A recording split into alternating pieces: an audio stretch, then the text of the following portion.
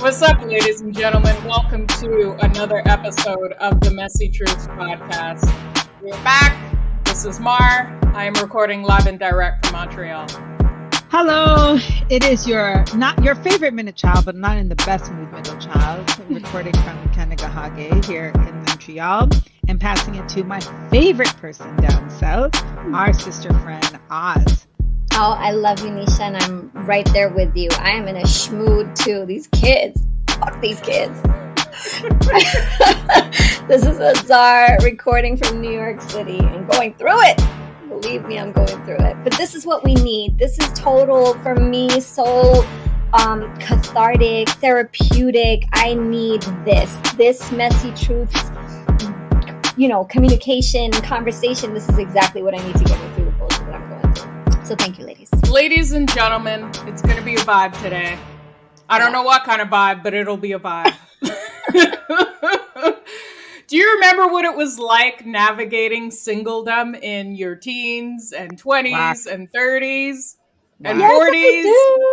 Yes, I do. Oh, we're going to get into it today. We are going to get into it. But before we begin, let us first remind you to please follow us on Instagram. Follow us on Facebook, Messy Truths Podcast. Please follow us, engage with us. We have a lot going on Instagram, especially lots of clips, lots of previews of the show. If you don't want to listen to the entire show because you don't know what it's about and you want to get a glimpse of what we are discussing, go to the Instagram account. It will definitely give you all the previews you possibly need. We've got reels, we've got all kinds of funny comments and really interesting stuff on there. And don't forget to subscribe and listen to us and rate us on Spotify, on Apple Podcasts, on any one of your favorite streaming platforms. So totally rate us. Rate us. And that was our marketing part of the show. Out of the way. Yes, out of the way. So singledom, navigating the single life. Oh, God. So this kind of started with you, Nish, right? You are a teacher of the youth. And you got a little bit of feedback on the subject of what standards young girls and guys have these days when it comes to dating. And so what happened? What did you find out? Well, I found out they're shallow. But anyways, let's start from the beginning. I teach high school, as most of you know if you listen to the show. And I love high school. They're very funny. They're innovating, but they're shallow as fuck. So I was talking to the grade 11. So in Quebec, you graduate in grade 11, not 12 or 13 in other provinces or countries. And we were talking about the podcast, and they're so desperate to listen. And I said, never. I will never tell them the name of the podcast because I don't want them to see this true, authentic version of their teacher and how much I secretly want to hurt some of them. So I will never tell them. But this one young lady, so there's always a thing in my class. There's always 3 or 4 seniors that I tend to develop a good relationship with. And again, they were trying to get the name out of our podcast out of me. And I was like, yeah, so tell me what you're looking for, because I was asking them, talking to them about consent and whatever. And so she gave me a list, and I text Mar and Oz and I said, isn't this shit interesting? Like, look at the list that the new 17-year-olds are giving me for their dating. So listeners, the person didn't have to have a job. I guess because they're all unemployed at that age. I don't know. The person did not have to be smart. Oh my gosh.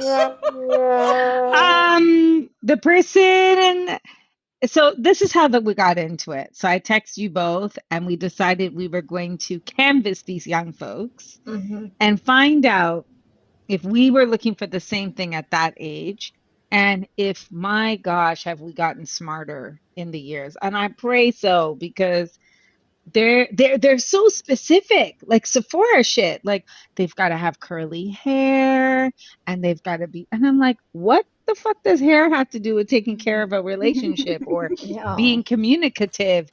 No, all beauty, no brain. So, on the low, this sounds like my list in my 30s. That doesn't disappear in the 20s either. I too did some field No. research, and Field research, yeah. yes, I did that with family members, people I know in their 20s and 30s, and I have a list as well. I have a big list, A big scary list. list.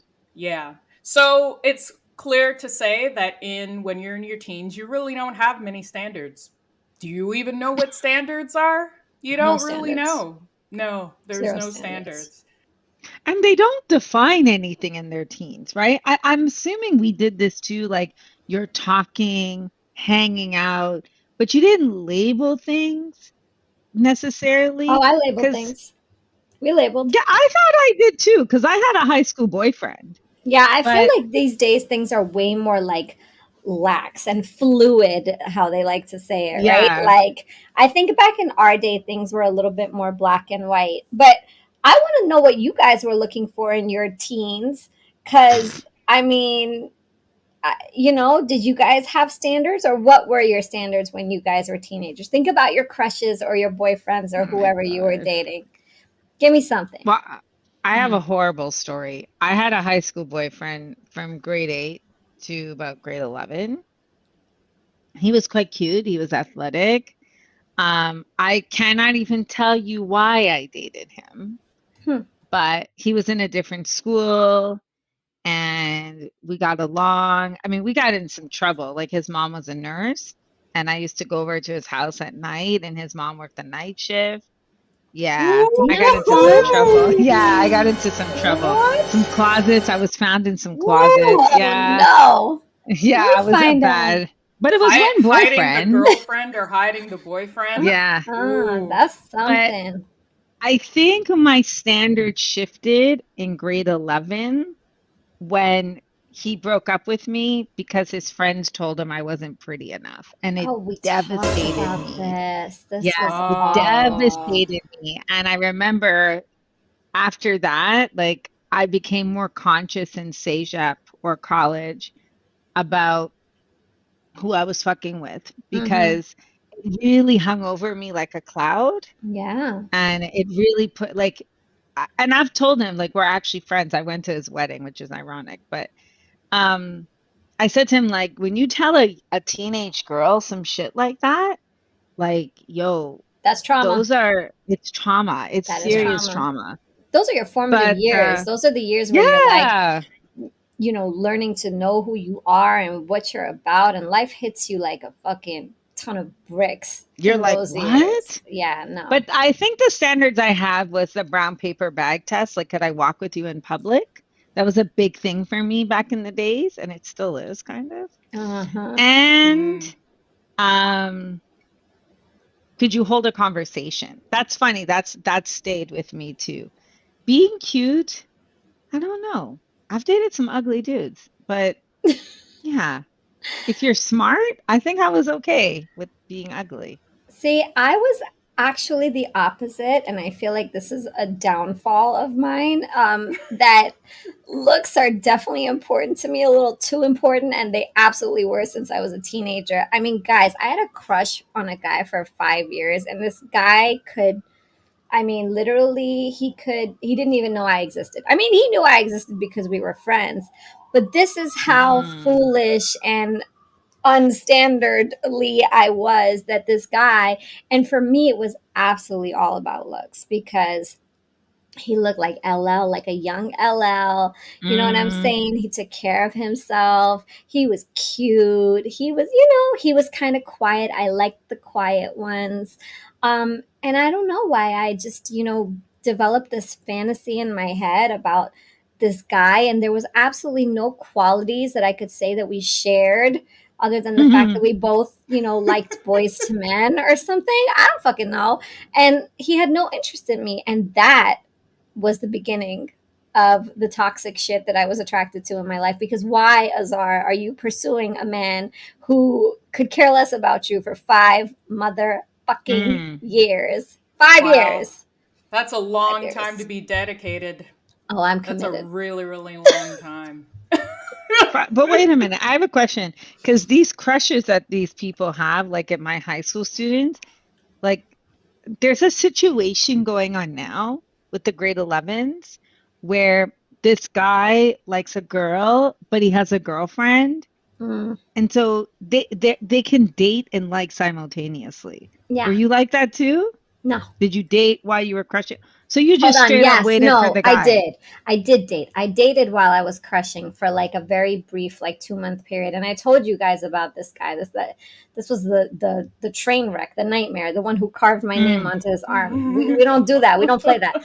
But No, that's too much. realistically, I ended up going to my prom with this guy that was my crush. And it was just like, it was like my dreams coming true. It was a shitty prom date and he got sick and went home. But the point is that, I hung on and I had this like expectation or this dream that this guy would end up, being with me for the rest of my life. And I might have dodged a bullet, ladies. Not going to lie. Might have dodged a bullet. So, man. Did it get better, Oz? Let's talk to Mara about her teenage experience. Before we get into the other decades. Oh my gosh. Okay, my teens, I had 2 high school boyfriends. One did not go to our school, but he always was at our school to play basketball. And he was not really available. So like you, Oz, I was into unavailable guys. We would hang out from time to time, and I think we broke up and then got back together. It really wasn't going anywhere. But then later on in my senior year and my last year of high school, I developed a very, very close friendship with a classmate. And we became friends first, and then we became boyfriend and girlfriend. We went to prom together. But that's nice. Yeah, friendships that blossom are definitely a good start. Yeah, and he wasn't really in the space to have anything serious. And frankly, no one should be when you're at that age, because you just don't know yourself. And for me, I think it was a low self-esteem thing. Like, although I developed this really close friendship with this person and then had a relationship with them, I would say prior to that, it was crushing on guys who were not interested in me. I just wasn't their type, but I would still hang on. Again, attraction to unavailable guys. Right. It's a self-esteem issue. Definitely a self-esteem issue. So I wouldn't really say that I had a lot of standards. It was like, hey, he seems kind of cute. Oh, he likes me. Okay, now there's something there, right? And so that's it's a all problem. dependent on how that other person feels about you, as opposed to really assessing things. But I mean, you're a teenager. I agree. You don't have the tools to assess things properly, so the experience. it just doesn't come until later. I don't know. My teens tend to assess before dating, which is interesting. They're like, nah, like they go through a process of thinking, which I'm shocked and happily surprised. But I'm with you, Mar. I was like, oh, you like me too? I guess I like you now. And I was like, what the fuck is wrong with us? It's a self-esteem issue. You know? It totally is. Totally. Yeah. I mean, you get a little bit of attention and you're like, wait a minute. Like that's kind of attractive. Yeah. And then you end up with a psycho. Losers. Yeah. But I do find the teens today, they're like, no. They're actually looking for something. They're like, what did they say to me? No, miss, that he's a fuckboy. I was like, oh, okay. So, but what's interesting is that the more broken the kid is, the more bodies they rack up. Yeah, but isn't this like society in general? Look around you and look at the whole fuckboy versus nice guy shit that we did on the show. Like the reality is, and I don't know, we really need to deep dive into this, right? Like, is it something about being attractive that automatically puts you into a category where you get too much attention, so you turn out to be a piece of shit? Or are you just a piece of shit and it just so happens that a lot of pieces of shit are also attractive? Like, there's got to be some causality here. Yeah, I don't know. Someone's got to research this shit. It definitely helps.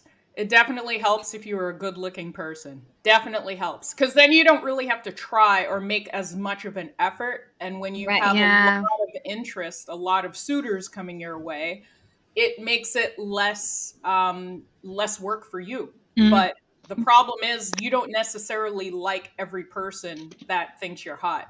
And so you then yeah. need to make a decision. Do I get in this just because I need to get a little something something, or do I just blow them off? And it also depends also on your reputation, because when I was in middle school in Ontario, I remember there was a friend of mine who was overweight. Now back then we weren't as body positive as we are today, Yeah, we and weren't. she had a major crush on this really hot guy, if you want to define that as being Mm-hmm. hot in the school. He was like a jock. He was. Mm-hmm. And you could tell like he wasn't into girls who were heavier like she was. And so, Mm, it was, I think for him it was also reputation. Like, what are my friends going to say when if I'm walking down the hallway with her, or at the school dance and dancing with her?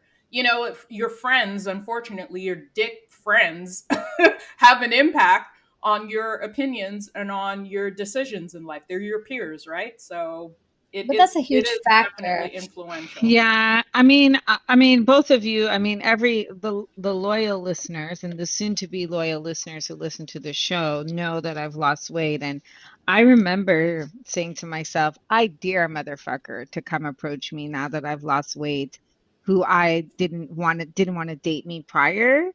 Like, Did it yeah, happen? no. Yeah, but they're like, it's an automatic fuck you, like automatic fuck Yeah. you. It's not even like, oh, no, fuck you.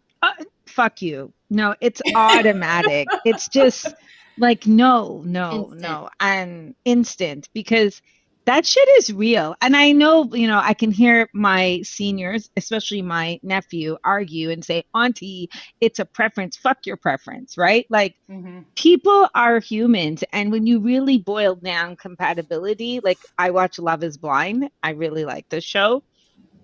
It really comes down to, does that person have your back for the rest of your life? And like, can you talk to them? Those are the factors that I asked myself when I met my husband. Can I see myself talking to this dude when I'm 80 and old and can't have sex and go run around the world?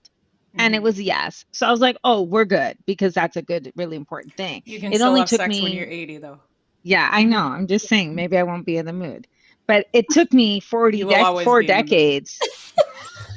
I don't know. You might always be in the mood, Yeah, Miranda. for real, right? She's throwing her own shit out there. All right. But I don't know. It was just I just like, I really feel for my peoples who are heavy set. But I do feel like heavy set folks are winning. I think Lizzo has helped that. A lot of artists have I helped that. agree. And I also feel like dudes who are heavier don't have that issue They don't. as much No, as girls. Nope. no, they not as much. No, definitely not. No, not at all. I don't even No. think it's comparable. But I like that we are talking about this because I think this puts us in the 20s. And I think that Oh was God. Yeah. that was the age, right? Where I believe I made most of my mistakes. I mean, probably into my 30s and a little bit into my 40s too. But let Well, me take myself out of this. your 20s are your apprenticeship phase, right? You are Yes, Is supposed that yes. what to we're telling learn ourselves? it, but it is. It's the period where you make the most mistakes. And so, how were you in your 20s then, Oz? Okay. So I was still very shallow in my 20s. I mean, really very shallow in my 20s. And then, you brought up a point, Nisha, thinking about, oh, can I speak to this person? Can I still, be whatever, in love with this person? And yet and still, for me, chemistry and being attracted to someone is super duper important.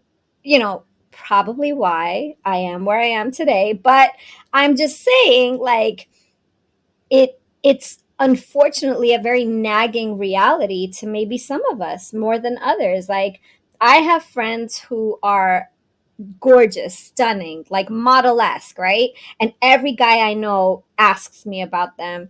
and they tend to choose the ugliest guys I've ever seen in my life. And I am like, what, like They're nice. shocked. It's not just that they're nice. It's just that some people are able to get past the looks, and I am just going to go ahead and say, and I am not one of those people. Oh my God. You're not alone. Can I just... You're not alone. And let me just also say, so let me run through the list with regard to the 20s, because I did do field research. And so some of the things that came up on the list, firstly, height is still a very important thing for girls in their 20s. Very interesting. Tall guys, although if you are 5'4", doesn't really take much to be taller. I mean, if you're 5'6" and up, you should be fine, you know? But I think there are some girls out there who really, really want the tall guys who are like 5'9", 5'10", 6 feet, and so forth. So height was high on the list. So was hygiene. Big issue in the 20s. Huge issue. Good. That's a good one. I didn't even think of that one. Nice teeth and breath. Your breath has to be minty breath fresh. Is life. Dude, we gotta agree. I agree with this. Come on, bro. You can't. Breath is everything. No. Yep. Right. Breath is still the same thing, guys. It's still the same. Still the same. Another list. Stability. Definitely have to be working some sort of security. Are you in school? Are you working towards a degree? So like education was on the list. They're smarter than I was. They want to know if you're able to be independent. Not a mama's boy. Not a mama's boy, but I think what they're also saying is that you need to be accepting of the fact that your girl is going to go out to party. You can't be all up in her business, wondering, what are you doing? Where are you? What do you mean you're going out tonight? Who are you going out with? Don't be insecure. You cannot be insecure. Don't be that guy. You cannot be controlling. You cannot be controlling. You cannot be trying to control your girlfriend. If she was independent and had a life before you, she's going to be having a life while she is with you. So that was another thing. They want someone who's emotionally intelligent and stable. What? Look at They use that word? I don't believe it. She's like, honestly, I'm shocked too. I'm shocked. I'm looking at the list. That's what one of my nieces had asked for. Emotionally intelligent and stable. I mean, and also I think that works if you have gone through a relationship. So now it's sort of the same thing when you're in your teens, right? You didn't really have any standards. You went through a bad breakup, and then all of a sudden you realize what you don't want. And that's probably the situation for a lot of girls or a lot of girls and guys in their 20s, whoever, they, them, he, her, she, whoever, that if you've been through a really terrible breakup, you want to make sure that the next relationship you get into doesn't involve all of the toxicity, doesn't involve someone who's got a lot of major issues that they have not resolved. Unfortunately, are you going to resolve it in your 20s? By your 20s? Probably not. Probably not. To be fair, Mar, we're in an era where, oh my God, like they're freer. Yeah. There's less expectations on them, right? Like, there is. They're free to be sexually fluid. They're just freer, I think. They're freer. There's definitely a lot more latitude in terms of your, fluidity, however you want to be, however you want to go. And because of that openness, I think, it's allowing people to do whatever they want. But I think at some point in time, if you personally have been hurt by a situation, you know what you don't want the next time around. Yeah, facts. And that's probably what it is. The other thing I have here is... I didn't learn that. Good communication takes some of us a little bit longer than we'd expect, myself included. Good communication, apparently that's super rare these days.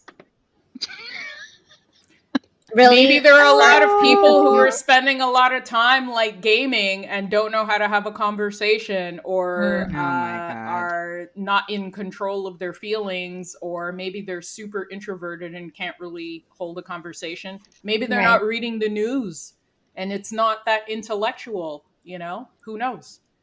Someone who's a good listener. And then we get into the aesthetic part of the interest, right? Tall, nice, clean teeth. Again, just clean hygiene overall. And a nice smile, apparently. I feel like this research is skewed. I think I agree. your niece or whoever you spoke to, however many people you spoke to, are way ahead of their time. Because I'm telling you, as a 20-something-year-old, I always was like, and again, I am not a good example, but I was always like okay with the dreamers, okay with the ones who didn't get their shit together, just because I believed that, if you want to be like, I don't know, the next biggest rapper, then that's what you're working towards, and you're living in your mom's basement while pursuing your dreams, then my man, you got it. You know what I'm saying? Or like at 20. But there's a difference though. Early 20s versus your mid to late 20s. That's where the difference is. Because in your early 20s, you're focused more on the cosmetic stuff, right? That's where you really care more about the height and the appearance, and and then you start, once you're done with school, or if you're working in your own career, or you have a steady job and you have decided that school ain't for you and you're working in your own field, that might be where you're demanding or looking for something more substantial in the other person. So it's not impossible that someone in their 20s could be asking for such mature things. It just could be that they're in their in their later 20s and they've gone through some things. And I agree. I mean, in my early 20s, I was a fucking mistress. I mean, let's just keep it real. I moved to another country. I was like living my best life at the pub every day. Yeah, I was looking for somebody who knew London better than me. That's what I was looking for. But then as I got older, I guess towards my later 20s, like you're saying, Mar, I was looking for something different. But you see, again, I have to wonder how much of that comes from societal pressure, because you hear those stories of people meeting in university and meeting their sweethearts, and that stuff never happened to me in university. I was too adventurous for that life. So I don't know, but I was getting wilder in my 20s. Oh my God, me too. I feel like I definitely peaked in my 20s. I'd like to 20s, 30s. I really came into myself. I started feeling very much more secure about myself. Whereas in like high school and in like my late teens, I really just wasn't very confident. So I think that really stopped me from, I liked what I liked, but I wasn't out there like that. But in my 20s, I also think it really depends on where you are in your life, right? So, like, if your niece or whoever in their mid to late 20s has already established a path, or has gotten security in their own lives, then hopefully they'd look at that. They'd look for that in a partner or in whatever they're, whoever they're going to be with or whoever they're attracted to. But if you don't have your shit together, which was me in my mid and late 20s, where I really didn't know which way the wind was going to blow me, then I kind of didn't feel like I could set the standard that high. Oh my God, guys, this is getting very deep, because maybe I felt like I wasn't worthy of finding somebody who was situated or in a better place than I was. So you don't want to demand that of someone else if you yourself are not living that way. I understand. Exactly. I also think that. Yeah. Go ahead, Mar. I was gonna say that. With regard to the 20s, I mean, keep in mind, ladies, that I was a hot mess in my 20s as well. I was living a very carefree life, having a lot of fun up until my mother had passed away. And then after that, it was like, you want to have a real boyfriend for stability purposes because everything in life is just falling apart. And then at that point, some of these things that are on the list for the 20s that, that I collected in my field research, not really uncommon for me by late 20s, I would say, because I was looking for some of those things myself, especially after I'd been like rushed through adulthood faster than I was ready for it, you know? I did have my own apartment. I did have to deal with finances and paying bills on my own and managing life on my own in general with whatever help I could get from outside, support my siblings, close friends, and other family members. It was really, really crucial to have stability. And so some of these things are not uncommon in terms of, what people are asking for. It really depends on your individual situation. If you've had a death of a parent, or if you've, been a very studious individual from time, and you've graduated and you've got your career, you're going to be looking for that in somebody else too. So I think there is something to what you're saying, Oz, about you're looking for things in other people that you already have or that you are aspiring to. You want the other person to aspire to that or already have it themselves.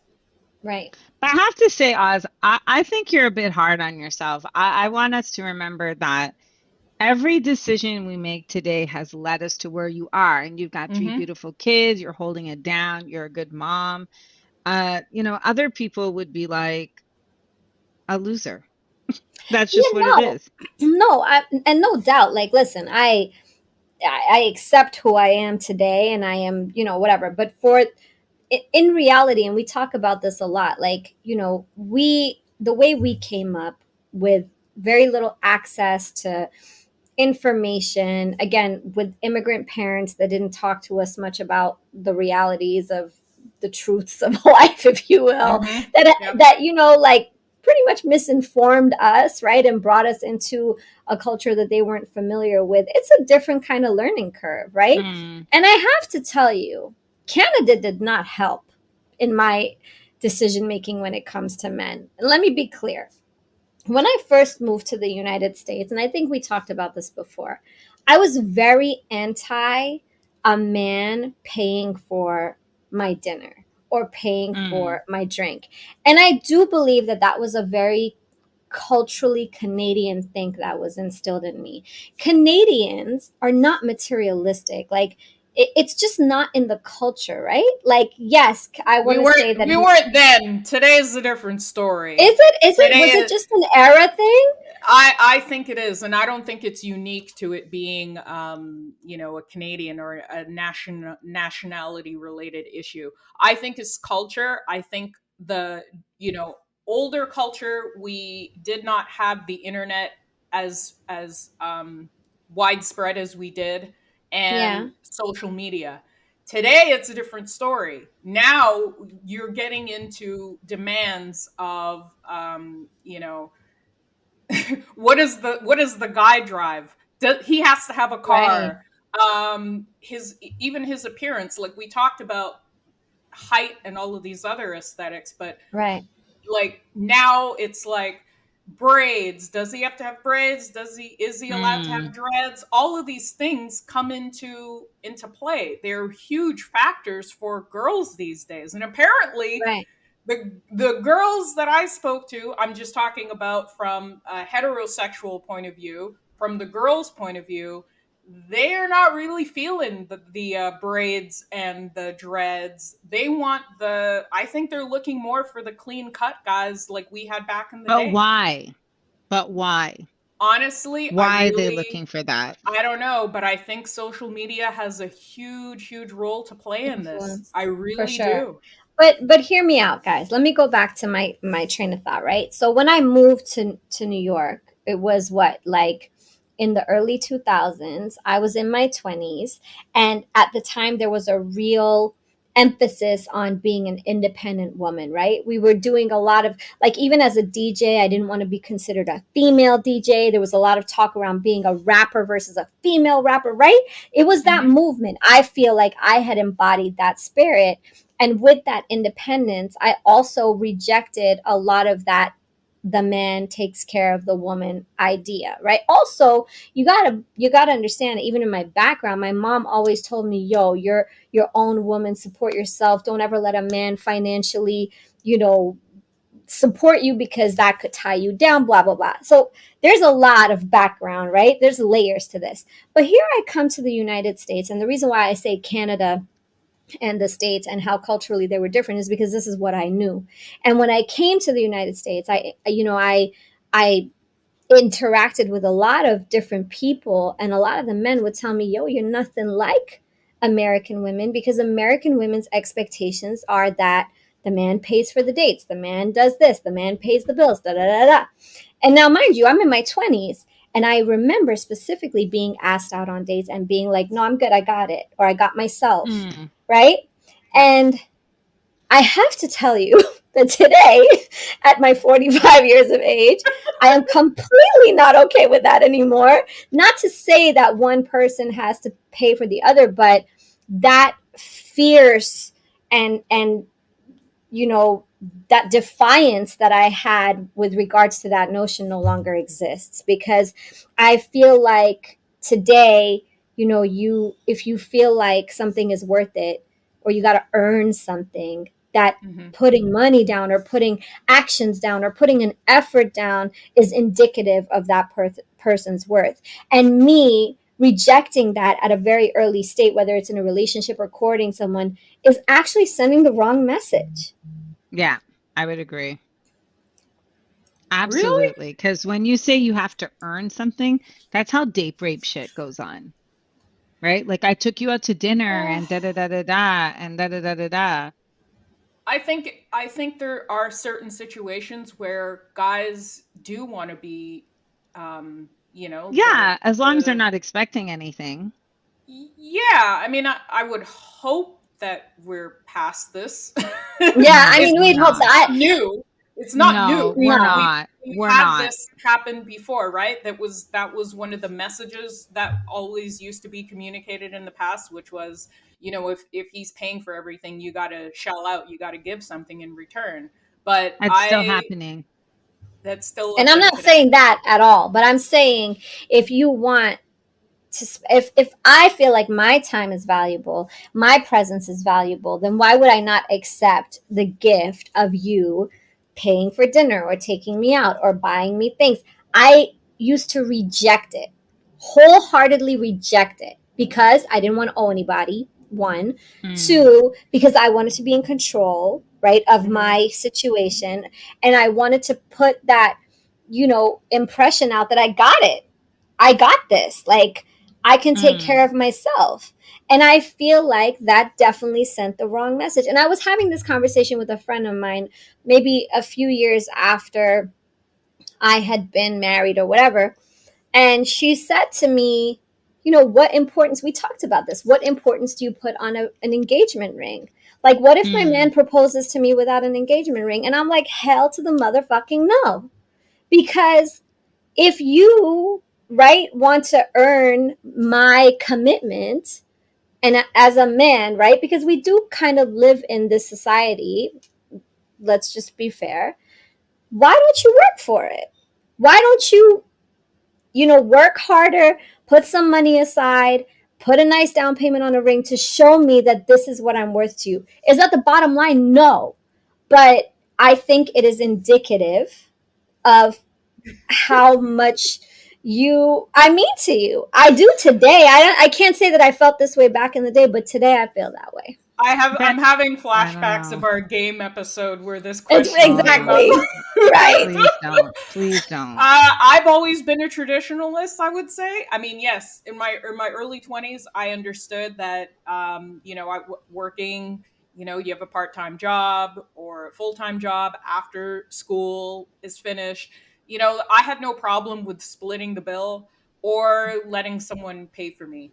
And then even afterwards, I was totally fine with someone paying for me. And I certainly didn't mind paying occasionally if need be. Part of that had to do with the fact that as I grew older and headed into my 30s, I accepted that the guys that I was seeing were making more money than me.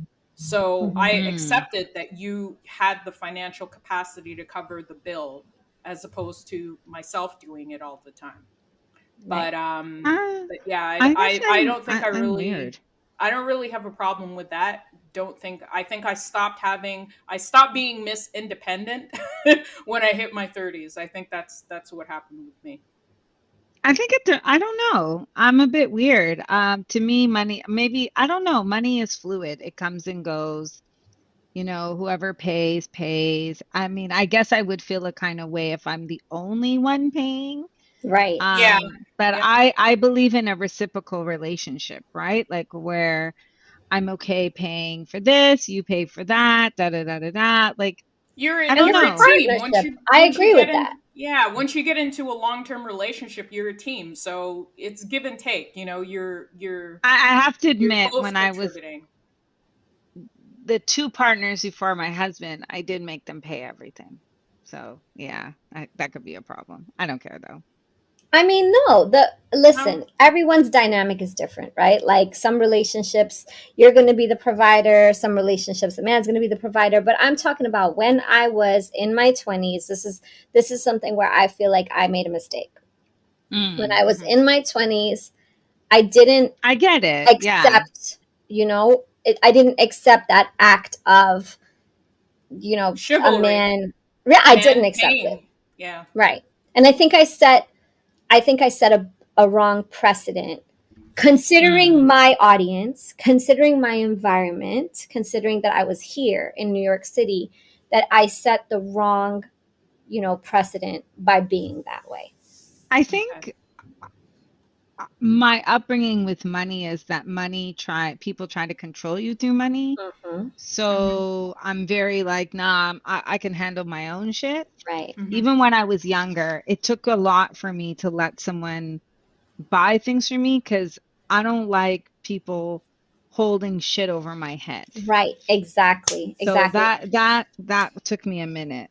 But I feel like what I just said also took us back as women 55, 60, 70 years. So let's go back to progressive thinking and talk about what did we want in our 30s? What were we looking for in our 30s? Oh, our 30s. That wasn't so long ago, right? In my 30s, I think I had a clearer understanding, or I was beginning to have a clearer understanding of what I wanted in a relationship.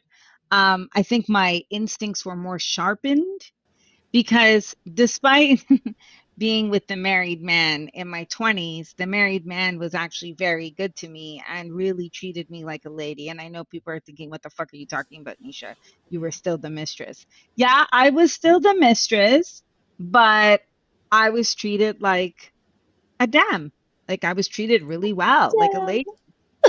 So yeah, I was treated really well. So I When you mean, this say was treated very well, what do you mean? I mean, Give us an we example. we went out every day, you know, Every day? made sh- every Damn, I was day gonna made sure Where I was was say his well taken wife? care. We won't at get into home. that. We're on air.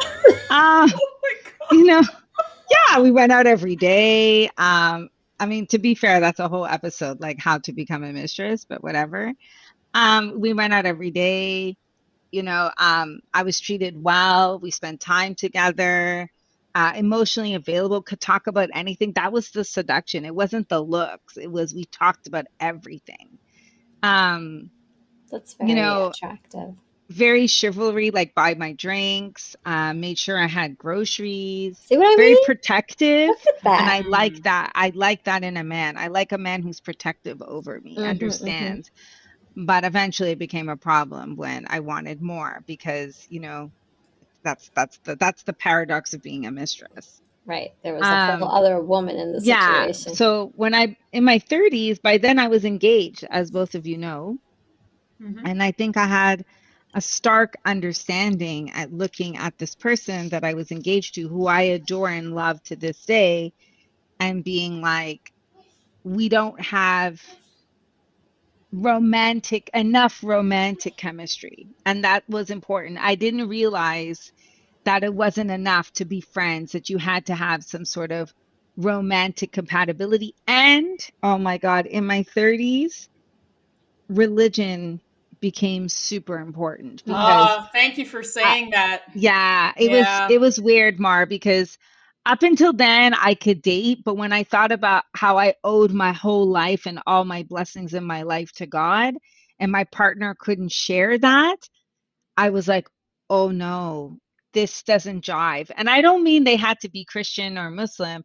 I didn't care.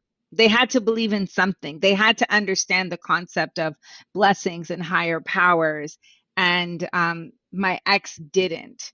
And that was a major incompatibility because it was a fundamental shift for me. So religion, understanding sexual chemistry, and yeah, those are the two big ones. And I became like, I was already an activist when I was young. But in my 30s, oof, that shit just exploded. Like, if you weren't for Black people, I was like, don't talk to me. Like, just don't talk to me. If you were Black and you hated yourself, don't talk to me. If you didn't like hip hop, don't talk to me. Oh my God, I was so rigid in my 30s. And I really liked the type in my 30s. As you both know, I really liked military guys in my 30s. That's so weird. So I know, because it totally made sense. Like, my family served. That's what I liked. Order, protection, sort of like that.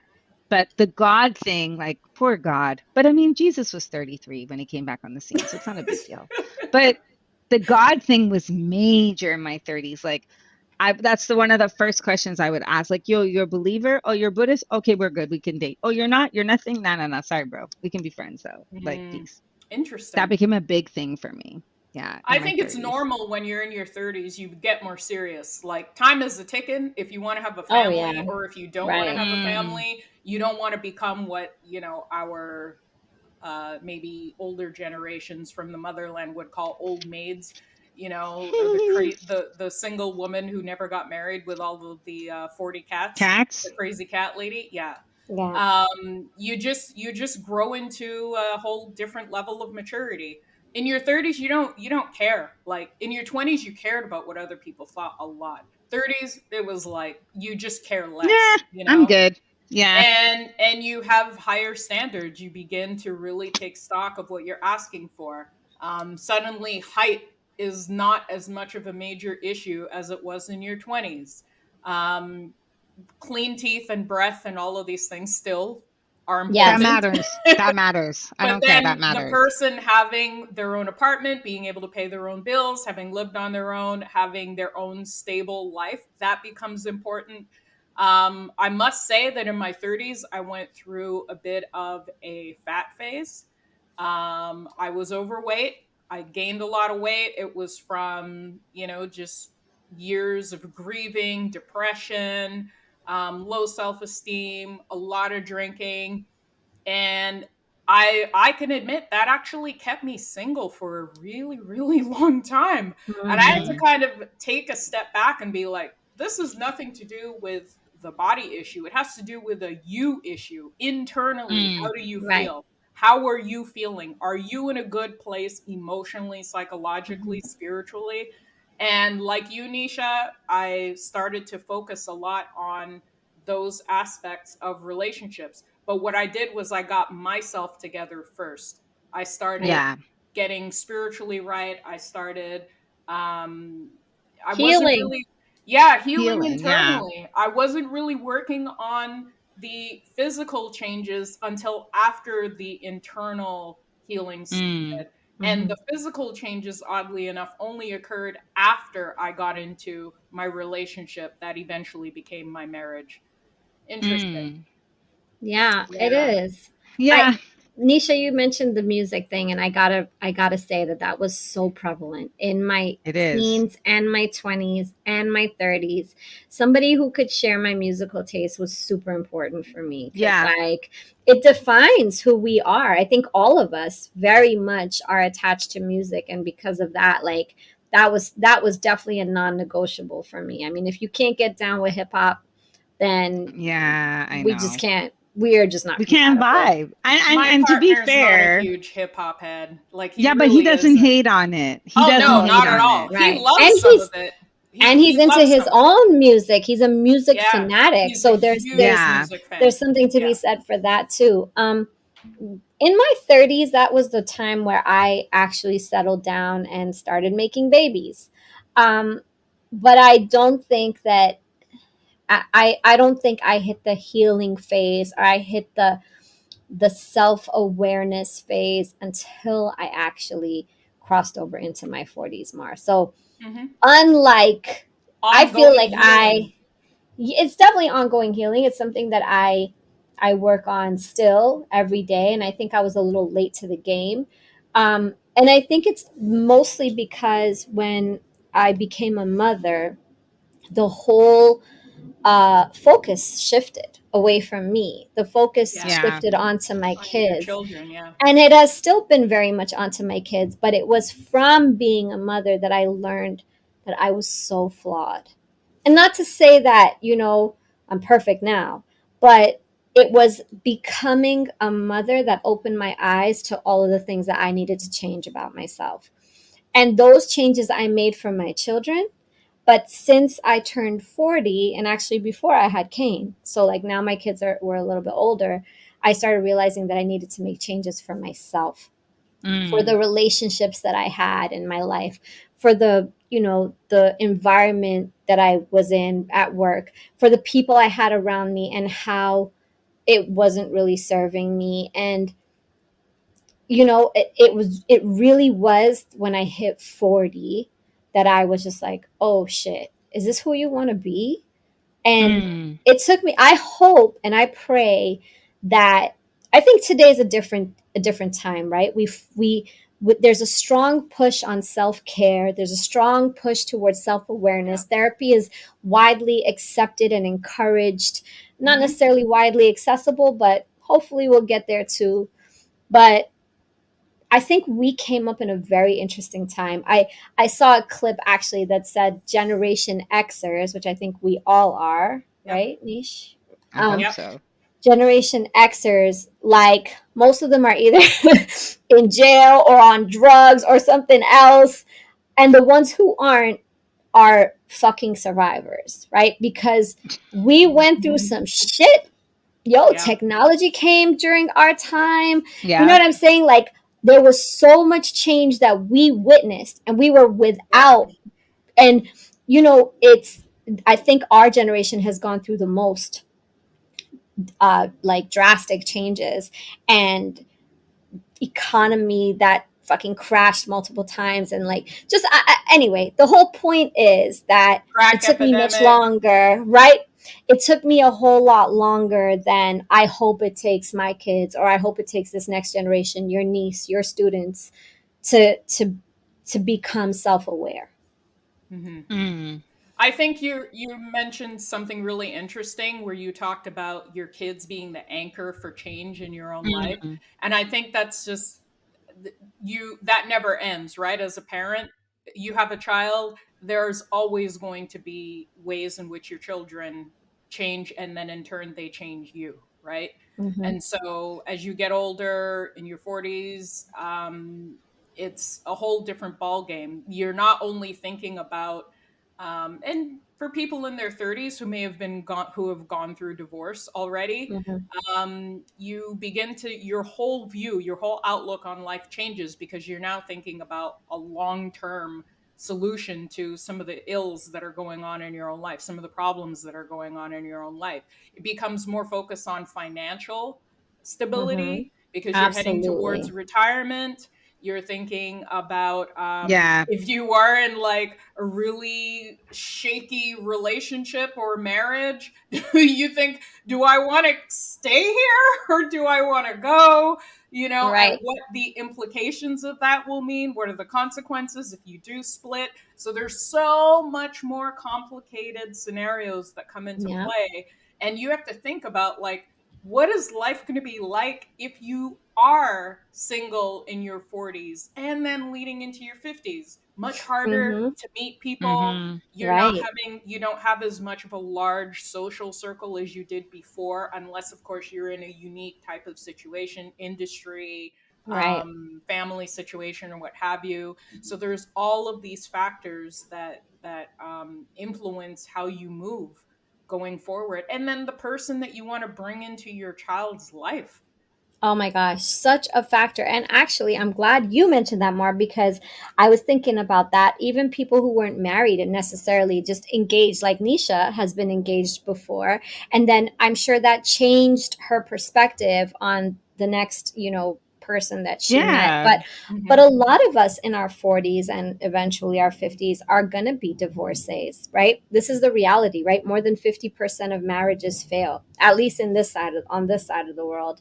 And by the age of 40 and 50, now you do have baggage, children from another relationship, debt perhaps. There's a lot that comes into play, like financial stability that you mentioned. Besides financial stability, there's the baggage, kind of like the prospect of somebody coming in with so many other issues or attachments that you now have to kind of accept or allow into your life. And I'm triggered, girls. yeah. I'm so triggered right now. And it's hard. It's really hard. And I will tell you, I know a lot of women in their 40s who have kids, single moms, and just thinking about it, it's like I'm better off by myself. It sounds crazy, but having been through the hardships of co-parenting, having been through the hardships of,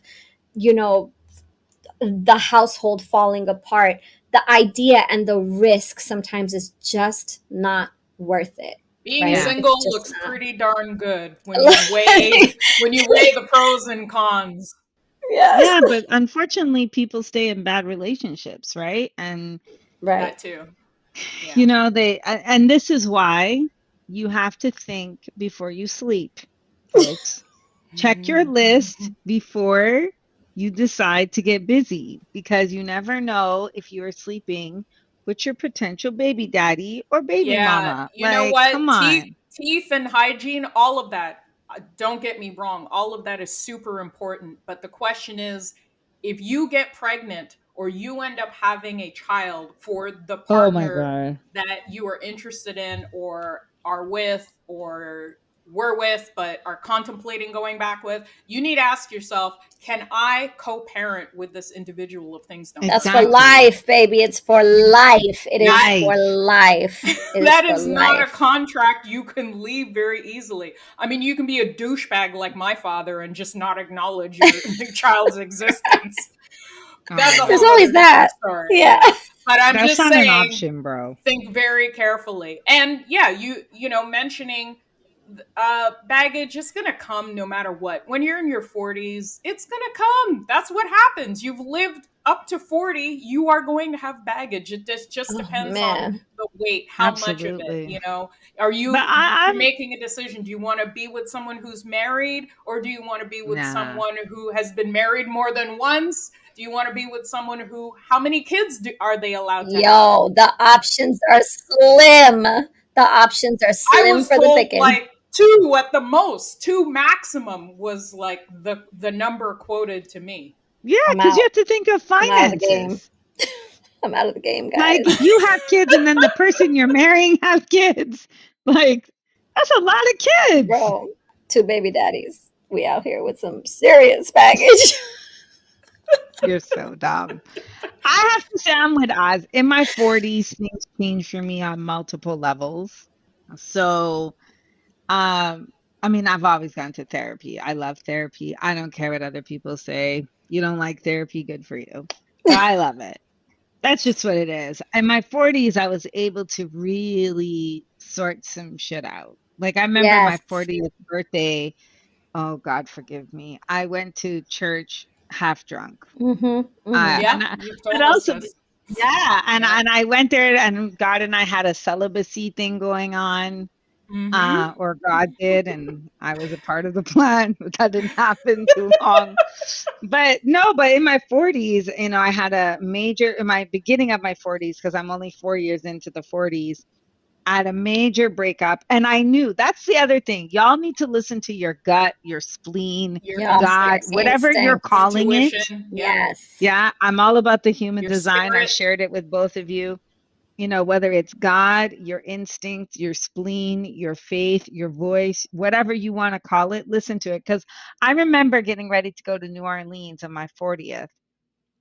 And I was sitting there packing, and I heard the God inside of me say, "Hey, yo, you're not taking homeboy into your 40s."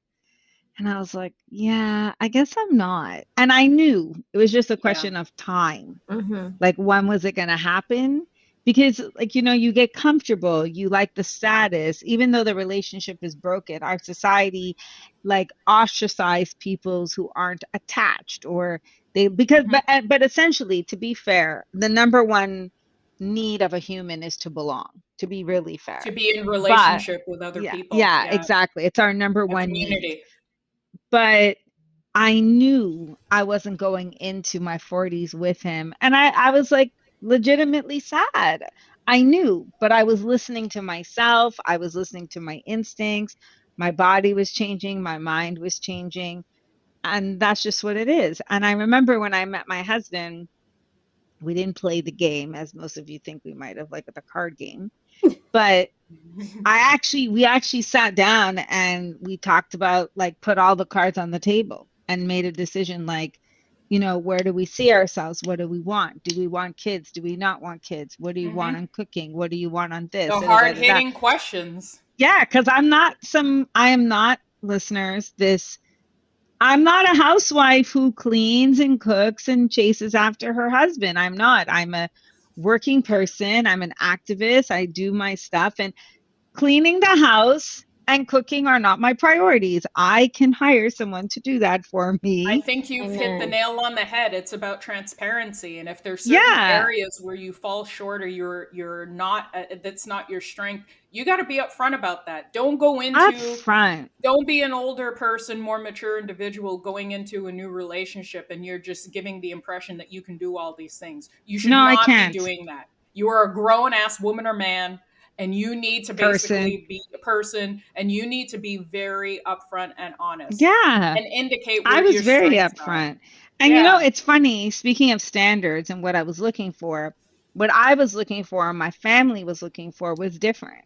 Oh, very I interesting. Yeah. Because right? we So carry that into our shit when we're young, exactly, and we think that's what we exactly. want, and that's not at all what we want. Exactly. So what my family was looking for was, oh, our daughter, our niece, our ex, Nesha is a doctor, and as life dictates, a doctor should have X, Y, and Z as a partner, as a husband, right? Mm-hmm. This is what my expectations were projected onto me.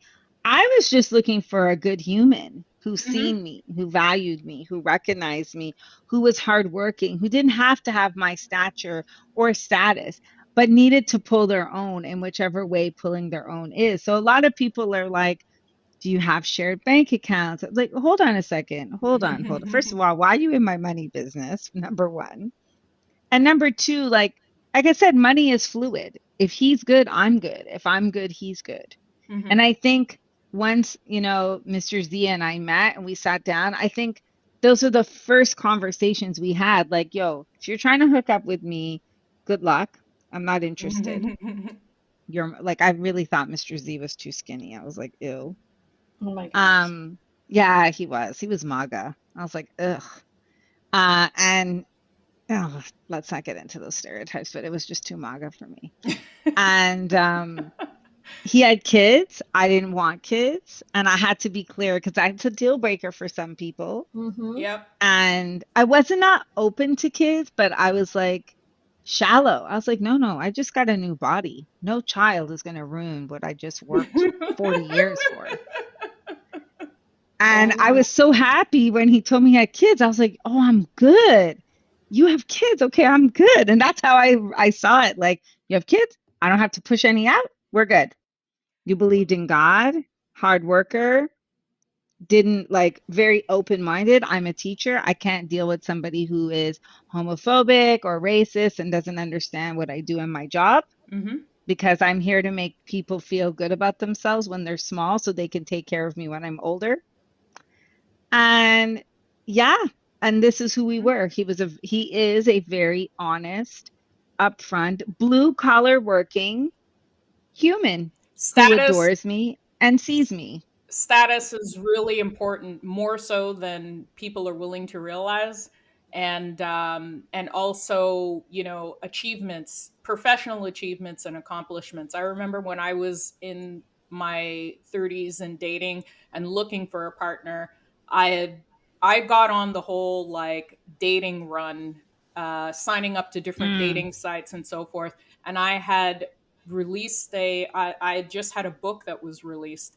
And someone had Yes. said to me, you know, maybe it's a little intimidating for some of the guys that you're meeting. And I'm like, oh, maybe you're right. You know, she's like, they're probably Googling you and thinking like, oh, this is a bit much. I'm not sure if this is, you know, the kind of person I want to be involved with and so forth. And I thought, why does it have to be so negative? Like, this is just a professional accomplishment that I have. Why is that a negative thing for the other person? And then I some bullshit realized projection. that's an insecurity issue on the other person's part. And what I probably needed to do was just to sort of expand my horizons in terms of the pool of men so that I could find someone who was accomplished in their own professional life. Exactly. Don't water yourself down. Or somebody who understands that your win is a win and like, you know, and has no bearing on them. Yeah. Like Z and I are opposites.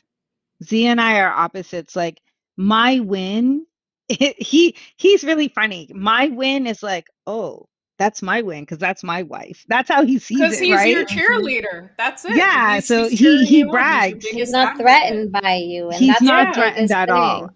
And I've been with men like that. When I found my partner, he was not threatened by that at all because he had his own very high profile, lucrative, professional life as well. He's done TV, he's done all kinds of interviews on the radio, and he's accomplished in his own right. And I think that's one of the things that people need to start understanding is that if you are an accomplished person in your professional life, you should not be watering yourself down because the other person doesn't accept that. You need to find someone who is going to be totally comfortable in their own skin and will support you in that area, 100%. Because if not, then you're dimming your light. And for what? Yeah, because of someone else's self-esteem and insecurity issues. That's not cool. It's really not cool. So I'm glad to say that my partner was not intimidated by that. But now I have a whole host of other problems that anyway. That's a whole other show. But anyway, I think we covered the gamut, guys. I think we crossed the decades off, and we I'm actually very inspired and encouraged by Miranda, your niece. Nesha, not so much your high school kids, but I'm hoping that that's shady. I'm sorry, but kids. I'm just saying. I mean, listen, they want a person with no job. Like, it's starting really bad. They're 17. They barely have a job themselves. Still, a little part-time job wouldn't hurt nobody. Buy yourself some Jordans, right? There's hope. There's hope out there. The young people actually have better standards than maybe some of us did when we were younger. So there's hope. There's definitely hope. But also, don't be swayed by the internet. Don't be swayed by social media. A lot of these relationships are full of shit. As you can see, they'll post themselves together one day, and the next day, the side chick is posting them. So the point is, just know your worth, man. Bottom line, know your worth. Max. Value yourself. Love yourself so that you make room and space for other people to love you the way you're supposed to be loved. Absolutely. And that's it, guys. Thank you for keeping it messy with us. And messy. Tell us what you're looking for. Please. We want to know. And if you're single and in your 40s or 50s.